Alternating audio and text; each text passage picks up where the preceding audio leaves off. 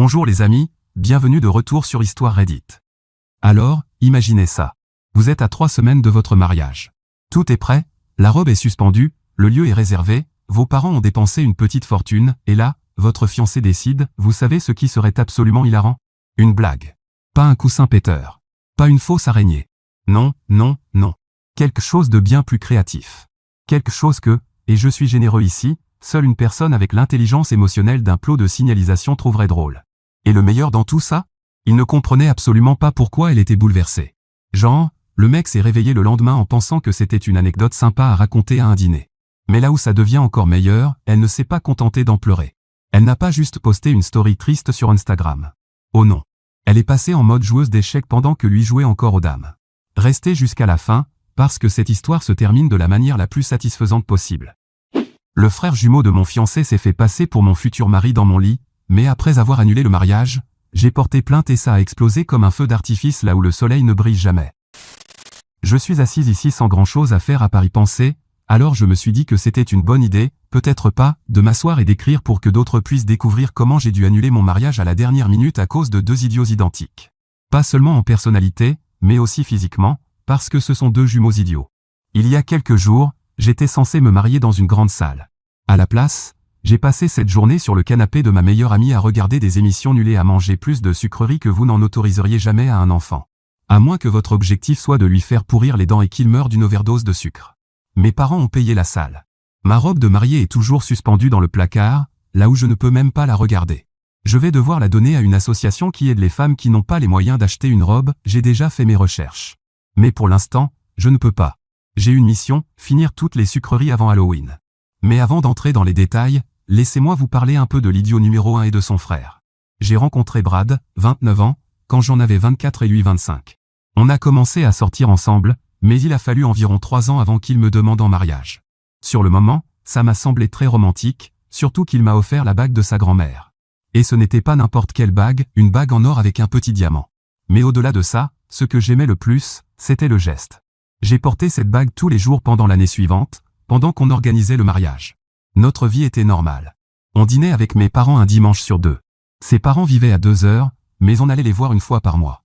Son frère jumeau, Evan, également 29 ans pour des raisons évidentes, même si mentalement aucun des deux n'a quitté le ventre de leur mère, vivait dans la même ville que leurs parents et travaillait dans l'entreprise familiale. Evan et Brad étaient des jumeaux identiques. Exactement les mêmes. Même taille, même corpulence, souvent la même coupe de cheveux. Même voix. La première fois que j'ai rencontré Evan lors d'un barbecue familial, je ne savais même pas que Brad avait un jumeau. Il m'avait juste dit qu'il avait un frère, sans plus. Du coup, pendant la réunion de famille, je suis allé lui faire la bise en pensant que c'était Brad. Tout le monde a ri, y compris les deux idiots. Heureusement, avec le temps, j'ai appris à repérer de petites différences. Brad avait une petite cicatrice au sourcil gauche à cause d'un accident d'enfance. Evan non. Revenons au mariage qui aurait dû avoir lieu il y a quelques jours. On avait choisi un samedi. Mes parents ont payé la compte, parce qu'ici, ce sont généralement les parents de la mariée qui s'occupent de ses dépenses. La liste des invités n'était pas énorme, mais les coûts montent vite avec ce genre d'événement. On a essayé d'économiser un peu ici et là, mais mes parents ne roulent pas sur l'or. Malgré tout, tout avançait comme prévu. 3 semaines avant le mariage, on a organisé les enterrements de vie de célibataires. Brad voulait aller à Las Vegas avec ses amis. Je lui ai dit que je préférais quelque chose de simple. On en a longuement discuté. Il m'a dit que son frère et ses amis préparaient quelque chose de grand. Je lui ai répondu que je n'étais pas à l'aise avec les clubs de striptease ou quoi que ce soit qui manquerait de respect à ce qu'on s'apprêtait à se promettre. Il a accepté. On a convenu qu'il irait dans un bar sportif avec ses amis, et peut-être une soirée casino chez un ami. Moi, j'ai organisé une dégustation de vin avec mes demoiselles d'honneur, suivie d'un dîner. La soirée avait lieu un vendredi. Celle de Brad aussi. Mes amis sont venus me chercher à 18 h. On est allé dans 3 vignobles différents en dehors de la ville. Au moment du dîner, j'avais bu plus de vin que d'habitude en un mois entier. Ma meilleure amie n'arrêtait pas de remplir mon verre en me disant que je devais me détendre. Je ne bois pas autant normalement. Au dîner, j'avais du mal à lire le menu. On est rentré à l'appartement que je partageais avec Brad vers minuit. Je me souviens être monté les escaliers, je n'étais pas complètement ivre, mais très fatigué. Je voulais juste dormir.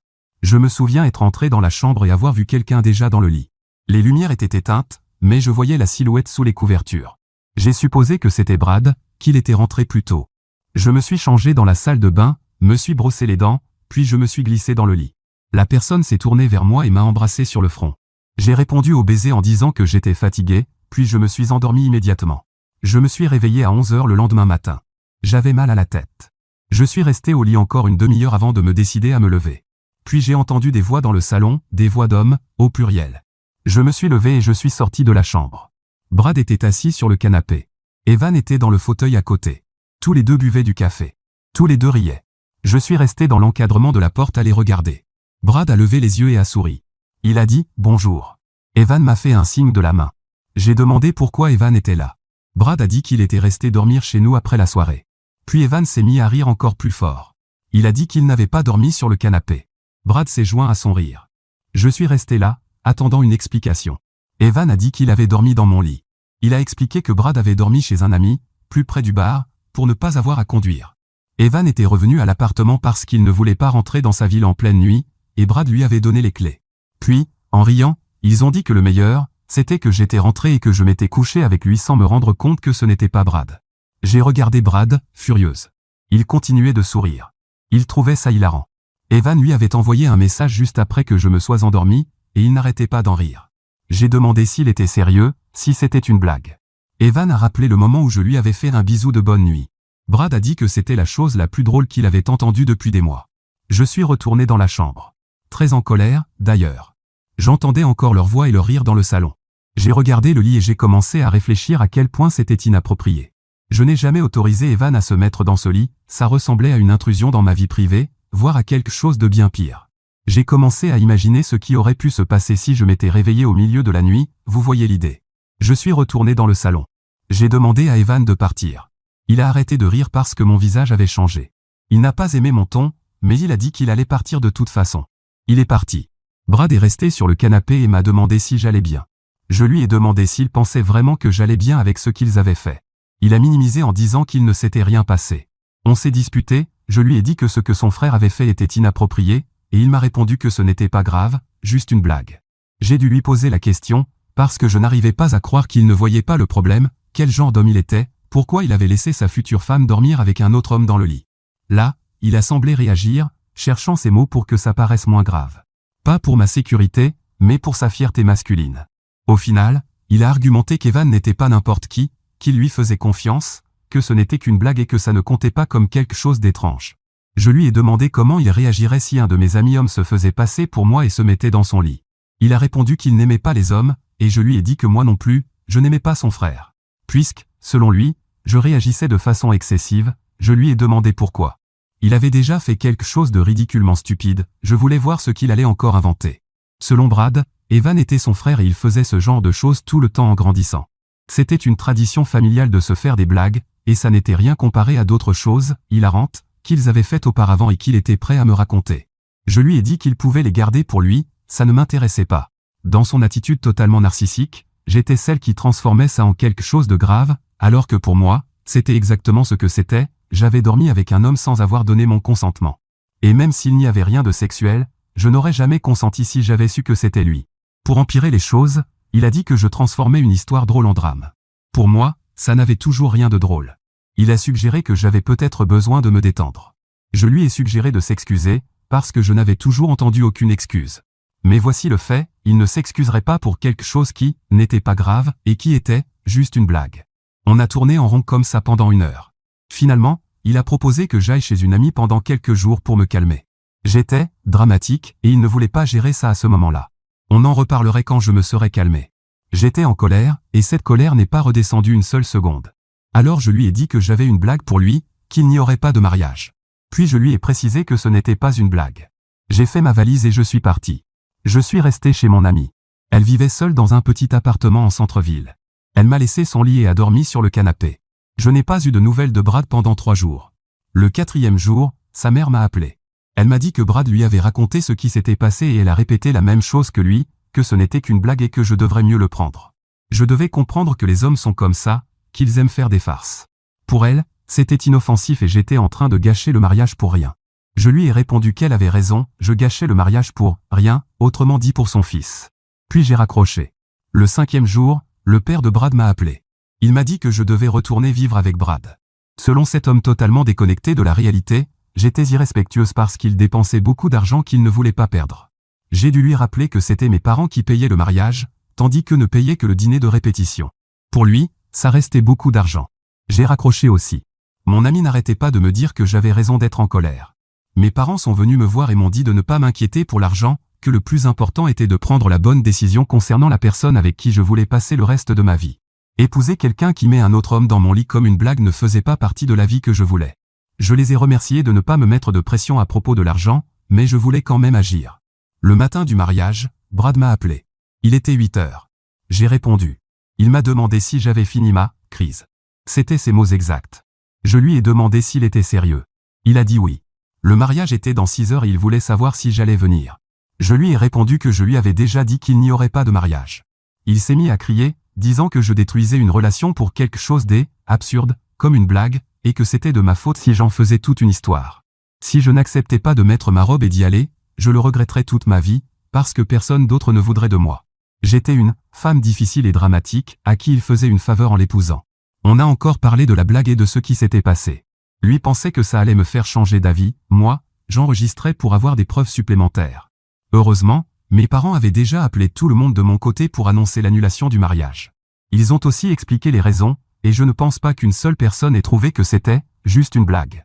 L'annulation de dernière minute n'a pas permis à mes parents de récupérer tout l'argent, mais une partie oui. Par exemple, pour la nourriture, ils ont perdu la compte, mais comme rien n'avait encore été préparé, ils n'ont pas eu à payer le reste. Pour la salle et d'autres choses, non, mais financièrement, ce n'était pas aussi catastrophique. J'ai passé la journée chez mon ami. Le lundi matin, avec toutes les preuves en main, je suis allé au commissariat pour déposer plainte contre le frère. J'ai aussi rencontré un avocat, et nous allons engager une procédure contre lui. Je compte récupérer le reste de l'argent d'une manière ou d'une autre. Oui, la procédure civile ne suffira pas à rembourser mes parents, je vais utiliser la plainte pénale comme levier pour les pousser à payer le reste. Je n'ai pas encore eu de nouvelles de mon ex-fiancé. La dernière communication remonte à après le mariage, lorsqu'il a dit quelque chose parce que je ne me suis finalement pas présenté. Ils ne sont pas venus non plus, pour éviter la honte, et ils ont dû appeler tous leurs invités ce matin-là pour leur annoncer que le mariage était annulé. Eddie, je n'ai pas parlé d'autres blagues parce que, à part celle où j'ai rencontré Evan, il n'y en avait pas d'autres de ce genre. Je pensais que c'était un cas isolé et que j'avais simplement réalisé que je n'aimais pas ce genre de choses. Quant à Evan, il n'a rien dit depuis ce matin où il est parti de la maison. Mise à jour 1. Cela fait maintenant 3 semaines depuis mon poste initial, et j'ai assez d'éléments pour écrire quelque chose de nouveau. Je suis toujours chez mon ami, mais j'ai commencé à chercher mon propre logement. Je ne peux pas continuer à dormir dans son lit pendant qu'elle prend le canapé. Je lui ai proposé de dormir moi-même sur le canapé parce que ça ne me dérange vraiment pas, mais elle refuse. C'est une très bonne amie, je ne sais pas si je mérite quelqu'un comme elle. Je me souviens avoir plaisanté une fois en disant que Brad était un bon petit ami et qu'elle pourrait sortir avec son frère. Elle a eu de la chance que ça n'arrive pas, donc je considère ça comme mon cadeau pour elle. 2 jours après mon poste, j'ai reçu un email du père de Brad. C'était un tableau Excel. Il y avait toutes les dépenses qu'ils avaient payées, une toute petite partie comparée à ce que mes parents ont payé. Le dîner de répétition aurait coûté 4 000 $. Ils ont payé des chambres d'hôtel pour certains membres de la famille de Brad venus de loin, encore 2 000 $. Ils ont acheté de nouveaux costumes pour Brad et Evan. Ils ont aussi payé les dépenses de l'enterrement de vie de célibataire. Le total montait à 9 000 $. À la fin du mail, il écrivait que je devais les rembourser intégralement puisque c'était moi qui avais annulé le mariage. Le pire, c'est que, tout comme mes parents, ils auraient pu récupérer une bonne partie de cet argent s'ils avaient simplement annulé dès que j'avais dit à Brad qu'il n'y aurait pas de mariage. Ils l'ont probablement fait, et je suis sûr que même avec le mariage maintenu, ça ne faisait pas 9 000 $, ils cherchent juste à m'intimider. J'ai transféré le mail à mon avocat, celui qui gère la procédure, et il m'a expliqué qu'un tableau Excel ne prouve rien, qu'il faudrait des factures s'ils veulent me poursuivre. Pour l'instant, ce n'est qu'une demande informelle de leur part. S'ils veulent m'emmener en justice, ils peuvent essayer, mais ils perdront. Le lendemain, j'ai reçu un autre email de la mère de Brad. Elle a ajouté que je devais aussi payer des frais pour le stress émotionnel que j'avais causé à son fils et au reste de la famille. Oui, y compris Evan. Concernant la plainte à la police, il n'a pas encore été arrêté officiellement, mais l'affaire est en cours d'enquête. Je sais qu'il a été convoqué pour donner sa version et que toutes les preuves sont en cours d'analyse. Pour l'instant, Evan ne me dit toujours rien, il est probablement conseillé par un avocat. Une semaine après ces emails, mon ami et moi sommes allés récupérer mes affaires à l'appartement. J'avais écrit à Brad la veille pour le prévenir. Il n'a pas répondu. Je lui ai réécrit le matin même pour lui dire que j'arriverais à 14 h. Il a répondu avec un seul mot, d'accord. Quand nous sommes arrivés, Brad était au téléphone. Il parlait assez fort pour que je l'entende depuis le couloir. Il racontait à son interlocuteur l'histoire de son ex-fiancée folle, qui avait perdu la tête à cause d'une blague. Il pensait que ça m'atteindrait, mais ce n'était pas le cas. Il est resté au téléphone tout le temps, assis sur le canapé, à parler. J'ai emballé le reste de mes vêtements, mes livres et les affaires de cuisine que j'avais apportées en emménageant. Mon ami m'a aidé à transporter les cartons jusqu'à sa voiture. Brad ne m'a pas adressé un seul mot.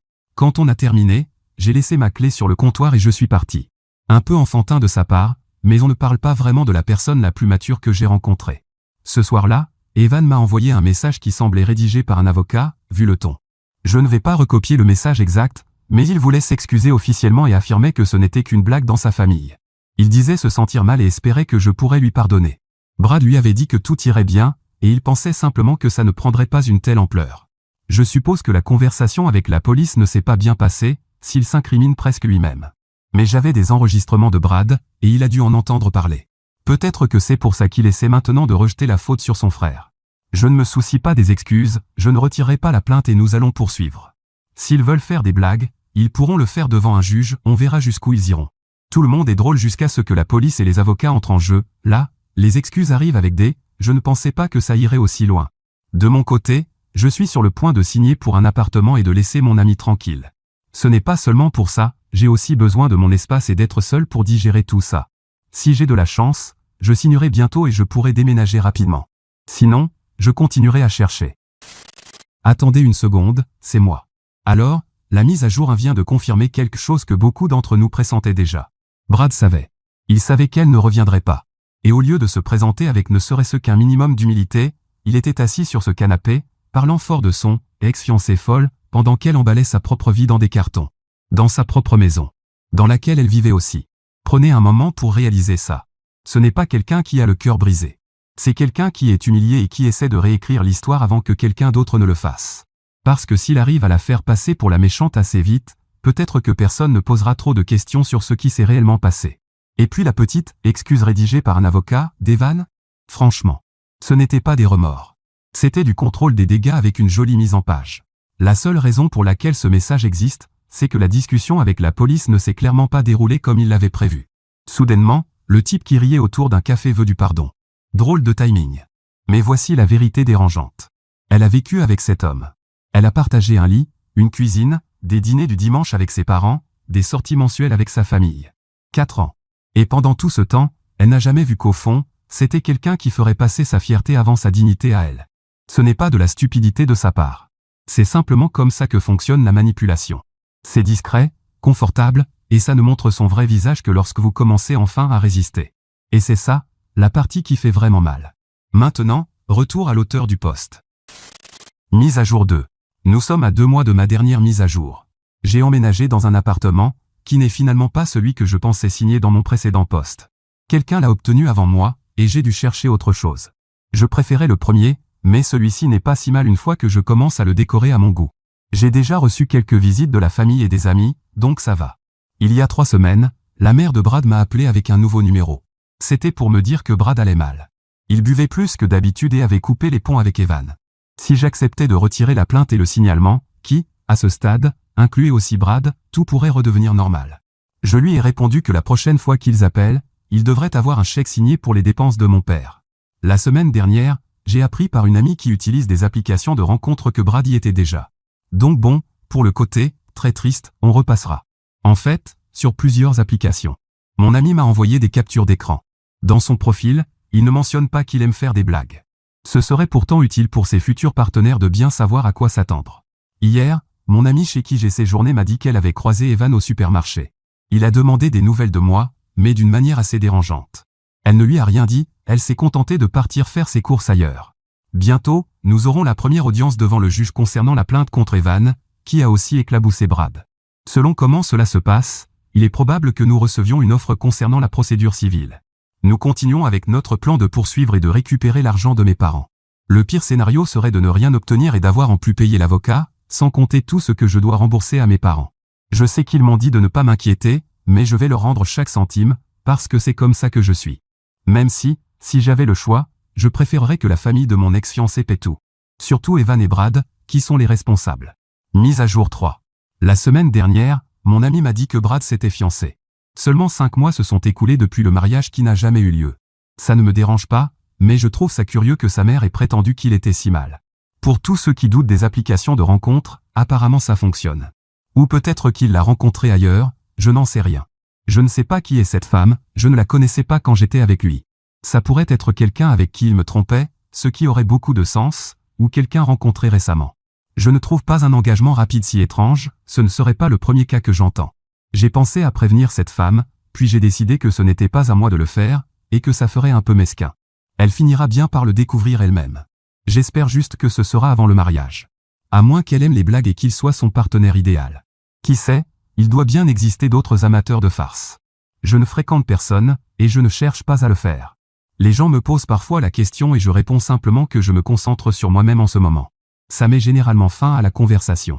Maintenant, ce que vous voulez savoir, l'audience avec le juge. Pour être honnête, ça s'est plutôt mal passé. Brad et Evan étaient chacun représentés par un avocat différent. Et ça veut toujours dire que l'un va rejeter la faute sur l'autre, ce qui est exactement ce qui s'est produit.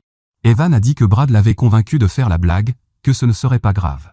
Pendant ce temps, Brad a affirmé que l'idée venait d'Evan et qu'il l'avait fortement poussé parce que ça faisait partie de l'enterrement de vie de célibataire. J'ai dû témoigner et raconter ce qui s'était passé, pendant qu'eux donnaient leur version. Ce n'est pas une affaire extrêmement grave, puisqu'il n'y a pas eu de harcèlement continu. Et même si aucun des deux ne finira en prison pour ça, il est probable qu'il soit inscrit au registre des délinquants sexuels. Ou au moins Evan. C'est pour cela que, environ 3 jours plus tard, l'avocat d'Evan a présenté une offre assez généreuse couvrant les dépenses de mes parents et celles de mon avocat. Pas entièrement, mais nous pensons que c'est négociable. En échange, je dois retirer la plainte, ce que je peux encore faire, et je n'ai pas le droit de parler de cette histoire à qui que ce soit, sous peine d'être poursuivi. Je n'ai pas encore pris ma décision. Nous pensons que l'argent n'est pas le vrai problème, il faut simplement négocier pour atteindre le montant souhaité, celui qui couvre toutes les dépenses. Mais j'aimerais pouvoir parler de tout ça, car ces procédures sont la seule raison pour laquelle je n'ai pas publié cette histoire avec mon vrai nom. Je ne vais pas cacher ce qu'ils ont fait, et j'attendais la fin de tout ça pour publier en les nommant. Mise à jour 4. Ne jamais dire que ce sera la dernière mise à jour, mais si je ne reviens pas après celle-ci, c'est que ce sera le cas. On ne sait jamais, car de nouvelles choses peuvent toujours arriver. Mais après avoir écrit ceci, au moins pour moi, c'est terminé. Les avocats ont négocié. Et même si j'ai obtenu une somme qui couvre à peine ce que mes parents ont dépensé, pas les frais de mon avocat, nous avons réussi à supprimer la clause qui m'interdisait d'en parler. Et croyez-moi, j'en ai parlé, mais ça, je vous le raconterai plus tard. La vérité, c'est que cet accord ne me dérange pas tant que ça, parce que l'affaire pénale aurait pu ne mener à rien, et dans la procédure civile j'aurais pu obtenir encore moins. Peut-être qu'il n'aurait même pas été inscrit au registre des délinquants sexuels, ce qui aurait été assez problématique. Et puis, après ce que j'ai fait, ils n'ont même pas besoin d'y figurer. Mes parents ont accepté le chèque uniquement parce qu'il venait d'eux et parce que je leur ai dit que l'accord couvrait aussi les frais de mon avocat. Ce n'était pas vrai, mais si je leur avais dit, ils m'auraient dit de garder l'argent. Alors j'ai publié mon histoire sur les réseaux sociaux avec des preuves et des éléments concrets, comme les audios que j'avais enregistrés et les messages. C'était un beau feu d'artifice. Sauf qu'au lieu de lumière et de bruit, c'était une énorme dose de karma pour Evan, Brad et leur famille, ou au moins leurs parents. On peut aussi voir ça comme un feu d'artifice qu'ils avaient dans le derrière et que j'ai allumé pour tout faire exploser. Evan et Brad ont tous les deux été licenciés. Je ne sais pas si c'est uniquement à cause de cette blague, mais honnêtement, je m'en fiche. Evan fréquentait une fille qu'il n'avait jamais présentée à sa famille alors que moi, j'en faisais partie. Il l'a présentée plus tard, mais leur relation s'est terminée après que mon poste lui soit parvenu. Ce n'était pas de ma faute, mais elle m'a contacté pour me dire certaines choses. Notamment qu'Evan allait être renvoyé. Elle l'a quitté presque immédiatement. Brad a aussi rompu ses fiançailles, mais pas pour les mêmes raisons. Sa fiancée savait apparemment ce qui s'était passé, car elle avait publié sur ses réseaux à quel point elle était heureuse de l'avoir quitté à cause d'une blague, pour pouvoir trouver un homme merveilleux. Je ne connais pas sa tolérance aux blagues, mais elle l'a quitté après une blague de très mauvais goût et après qu'il a perdu son emploi. Peut-être que la blague n'y est pour rien, mais je vais quand même vous la raconter et vous ferez votre propre avis. La blague consistait à lire son journal intime et à en faire une vidéo avec des phrases soi-disant motivantes, où le gag était qu'elle y racontait des choses personnelles sans rien de motivant. Le tout avec une musique inspirante en fond pendant que défilaient des captures d'écran de son journal. On pouvait aussi entendre la voix de Brad les lire. La dernière chose que je sais, c'est que leurs parents, et sans doute le reste de leur famille, ont honte d'eux. Pas parce que leur affaire serait tordue, mais parce que les gens pensent simplement qu'ils sont stupides. Sur mes publications, à travers plusieurs profils et réseaux sociaux, les gens avaient beaucoup à dire sur eux, l'intelligence les poursuit mais ils sont plus rapides, la blague est contre eux. Certains ont aussi demandé à Brad s'il aimait le libertinage et s'il faisait partie de ces hommes qui aiment voir leur femme avec un autre dans leur lit. Ce n'était pas très différent d'ici, sauf que ces commentaires pouvaient être lus par eux et leurs proches. Si vous voulez mon avis, ce sont les meilleurs frais d'avocat que j'ai jamais payés. C'étaient les seuls, mais ça n'enlève rien au fait que c'étaient les meilleurs. Je pense que les moqueries et leur réputation d'idiots vont les suivre pendant un bon moment. Eddie, dans mes publications, je les ai appelés « Dumb and Dumber », comme ici, ce qui explique pourquoi quelqu'un a modifié l'affiche du film avec leur visage. Je crois même que quelqu'un a créé des emojis avec leur tête, en modifiant celle des personnages. Ce qui est logique, puisqu'ils sont identiques, de Jim Carrey. Alors ma famille YouTube, voici mon avis là-dessus. Brad et Evan pensaient sincèrement que c'était drôle. Genre, ils se sont réveillés le lendemain matin, café à la main, en train d'en rire ensemble. Rien que cette image vous dit tout ce que vous devez savoir sur ces deux-là. Ce n'était pas juste une blague qui a mal tourné, c'était un énorme signal d'alarme déguisé en clown qu'elle a, d'une manière ou d'une autre, ignoré pendant 4 ans. Et honnêtement, ce n'est pas entièrement de sa faute. Les gens savent très bien cacher qui ils sont vraiment quand ils le veulent. Ce qui me frappe le plus, c'est la réaction de Brad tout au long de cette histoire. Pas une seule fois, pas une seule, il n'a montré de véritable remords. Chaque réponse tournait autour de lui. Son ego, son embarras, sa commodité. La traiter de dramatique, lui dire de se calmer, puis le matin du mariage lui demander si sa crise était terminée. Ce n'est pas quelqu'un qui vous aime. C'est quelqu'un qui vous voit comme un problème dès que vous cessez d'être d'accord avec lui. Et Evan? Evan ne s'est excusé que lorsque la police est intervenue. Drôle comme ça fonctionne, non? Soudainement, ceux du camp, ce n'était qu'une blague, retrouvent leur bonne manière quand un juge entre en scène. Maintenant, voilà ce que je respecte vraiment, elle ne s'est pas contentée de partir en silence. Elle a tout documenté, pris un avocat, déposé des plaintes, et quand l'accord est finalement tombé et qu'elle a eu la liberté de parler, elle a allumé la mèche. Tous les deux ont perdu leur travail, leur relation et leur réputation. Tout ça parce qu'ils pensaient que les conséquences n'étaient pas réelles. La leçon ici est tellement simple que ça en devient presque douloureux, la façon dont quelqu'un réagit quand vous posez une limite vous montre exactement qui il est. Elle a dit que ce n'était pas acceptable, et lui a répondu qu'elle était dramatique. Toute l'histoire est là. Le reste, c'était juste l'univers qui lui donnait raison. Aussi, et je ne peux pas insister assez là-dessus, si votre partenaire se moque de vous au lieu de rire avec vous quand vous êtes réellement blessé, fuyez. Ce n'est pas de l'amour. C'est juste quelqu'un qui n'a pas encore rencontré un bon avocat. Alors les amis, dites-moi ce que vous en pensez dans les commentaires ci-dessous. Et merci de m'avoir rejoint sur Histoire Reddit. N'oubliez pas de liker et de vous abonner. À très bientôt pour la prochaine vidéo.